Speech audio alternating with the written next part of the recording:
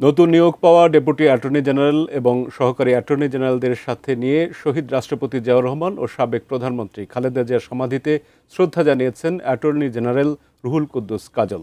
শ্রদ্ধা নিবেদন শেষে তিনি বলেন, জিয়াউর রহমান ও খালেদা জিয়ার পরিচয় দল মতের ঊর্ধ্বে। এই দুজনের অবদান জাতি সবসময় শ্রদ্ধার সঙ্গে স্মরণ করবে। অ্যাটর্নি জেনারেল বলেন, প্রতিটি নাগরিকের জন্য আইনি সেবা নিশ্চিত করা নতুন কর্মকর্তাদের দায়িত্ব। সততা ও পেশাদারিত্বের সাথে কাজ করতে নবনিযুক্ত আইন কর্মকর্তাদের প্রতি আহ্বান জানান তিনি। অপতথ্য বা মিথ্যা তথ্যের কারণে যেন দেশের অগ্রযাত্রা কোনোভাবে ব্যাহত না হয় সে ব্যাপারে সতর্ক করে দেন তিনি।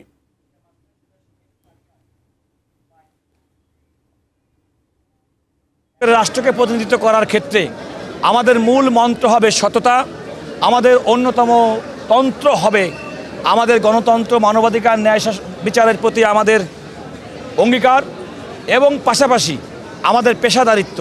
আমরা রাষ্ট্রকে প্রতিনিধিত্ব করি এবং রাষ্ট্রকে প্রতিনিধিত্ব করার জন্যে বাংলাদেশের প্রত্যেকটা নাগরিক যেন তার আইনানুগ অধিকার পান, সেটাও কিন্তু প্রতিষ্ঠা করা আমাদের দায়িত্ব।